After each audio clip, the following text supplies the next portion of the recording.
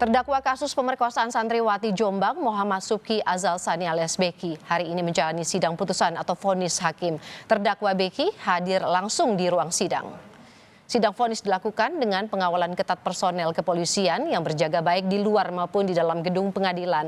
Terdakwa Beki hadir langsung di ruang sidang dan sebelumnya ia didakwa atas kasus pemerkosaan dan juga pencabulan. Jaksa menuntut Beki 16 tahun penjara. Ini menjadi tuntutan maksimal karena jaksa menilai tidak ada hal yang meringankan Beki selama persidangan. Perjalanan panjang kasus pemerkosaan 5 santriwati di Jombang, Jawa Timur memasuki babak akhir. Hari ini Majelis Hakim Pengadilan Negeri Surabaya menjatuhkan vonis bagi terdakwa Muhammad Subki Azal Sani alias Beki. Vonis ini menjadi penentu setelah sebelumnya kasus pemerkosaan pertama kali dilaporkan korban pada 2019 lalu.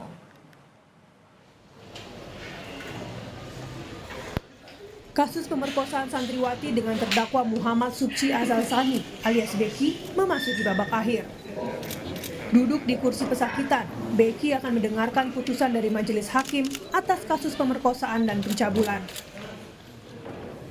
Beki duduk jadi terdakwa setelah Kejaksaan Tinggi Jawa Timur pada 8 Juli lalu mendakwa Beki dengan pasal berlapis, yakni pasal 285 dan 289 serta pasal 294 ayat 2 KUH Pidana tentang kekerasan seksual. Setidaknya 10 orang jaksa termasuk Kepala Kejaksaan Tinggi Jawa Timur, Nia Amiati, turun tangan langsung menangani perkara ini. Dalam sidang tuntutan, jaksa menuntut Beki 16 tahun penjara. Jaksa menuntut dengan ancaman maksimal karena menilai tidak ada hal yang meringankan dari perbuatan Beki. Tidak ada. Ada upaya pembelaan? Pasti nanti dilakukan oleh majelis untuk kehidupan adalah dan terdakwa diberikannya apakah menyelesaikan tapi dilakukan kepada penasihat. Kasus pemerkosaan ini sebenarnya pertama kali dilaporkan oleh korban pada 2019 lalu. Pada 2020, kasusnya diambil alih Polda Jawa Timur. Beki sempat masuk dalam daftar pencarian orang sebelum akhirnya ditangkap di Komplek Pesantren Sidikiyah, Jombang, Jawa Timur. Penangkapan Beki bahkan diwarnai drama penghalangan oleh simpatisan yang tak ingin Beki ditangkap. Namun langkah tegas tetap diambil polisi. Polisi menyatakan Beki tak kooperatif, bahkan tak hadir ketika diperiksa. Jadi saya ingin sampaikan, barang siapa yang menghalang-halangi proses penegakan hukum pasti juga akan proses. Ya, seperti yang sekarang ini bahwa sudah dijelaskan bahwa kita masuk untuk menegakkan hukum dihalang-halangi, kita ambil semuanya dan kita proses. Termasuk pengasuh Ponpes. Sedangkan nanti bagaimana kebijakan 320 ini tunggu dari hasil proses pemeriksaan. Karena dari 320 ini 70-an ada berasal dari Jombang, sedangkan yang lainnya berasal dari luar Jombang. Dan ada 40 kurang lebih anak-anak. Setelah hampir 4 bulan masa persidangan, vonis hakim kini dinanti demi rasa keadilan bagi korban. Tim Liputan, Kompas TV. Kita pantau jalannya persidangan putusan Beki di Pengadilan Negeri Surabaya, Jawa Timur bersama dengan Kepala Biro Kompas TV Jawa Timur, Wahid Mudoiri. Wahid, selamat siang. Ini sidang harusnya tadi dimulai sekitar pukul 10 pagi dan saat ini hakim masih membacakan pertimbangan putusan. Apa saja pertimbangan yang dibacakan hakim yang Anda cermati? Selamat siang, saudara. Betul bahwa pada siang hari ini sidang pembacaan putusan sedang berlangsung di ruang jaksa pengadilan negeri Surabaya dimulai pukul 9.30 tadi.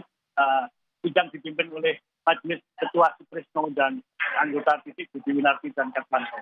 Perlu kami informasikan bahwa putusannya pada siang hari ini adalah setelah proses tahapan jaksa penuntut umum menyampaikan tuntutan 16 tahun penjara yang dibacakan pada 10 Oktober yang lalu. Terdakwa M. Subhal Azal Sani atau Beki didakwa pasal 285 KUHP 65 KUHP, kemudian mereka dijerat dengan pasal pemerkosaan. Pada siang hari ini masih berlangsung pembacaannya oleh majelis hakim dan nanti kemudian akan berlangsung untuk pukul 12 apabila pada saat itu masih belum selesai maka akan dilakukan isoma dan setelah isoma akan dilanjutkan kembali. Saudara, pada siang hari ini sidang vonis ini berlangsung sangat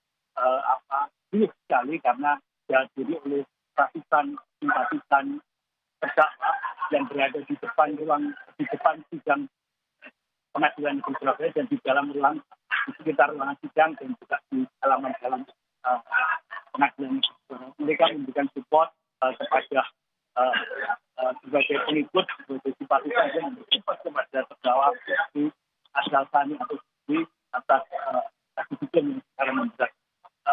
Tadi saya sudah sempat bicara dengan beberapa simpatisan yang berasal dari Jombang masing-masing hadir di mereka memberikan motivasi kepada terdakwa dan nanti hakim memberikan keputusan yang tidak berbeda. Kami juga mencoba untuk komunikasi dengan jaksa penuntut umum bahwa jaksa penuntut umum optimis nanti hakim akan memberikan pertimbangan untuk memberikan vonis sesuai dengan tindakan pelanggaran hukum yang diberikan oleh terdakwa. Wahid, Anda bisa gambarkan kepada kami di sini seperti apa kondisi di luar pengadilan? Karena yang terlihat ada keluarga dan juga simpatisan pendukung dari terdakwa ini berkumpul di luar gedung pengadilan. Apa yang kemudian dilakukan dari segi pengamanan? Saya saat ini berada di ruang tengah pengadilan negeri, kemudian yang ratusan orang masa yang menggunakan pecinta tanah air itu berada di depan pengadilan. Mereka melakukan doa bersama, melakukan supporting, memberikan motivasi kepada keluarga terdakwa memang karena mereka tidak semuanya berasal dari keluarga, tapi juga dari simpatisan dari keluarga. Kemudian yang ada di dalam ruang sidang ini sepertinya kita lihat beberapa kali kami pertanyakan kepada mereka berasal dari kerabat yang berada di kompleks petugas Jombang yang memang dari pagi tidak berada pengadilan. Kemudian ada lagi di belakang saya ini adalah ruang tunggu di luar ruang sidang yang berjarak kurang dari 5 meter. Ini ada para simpatisan yang tidak berada di luar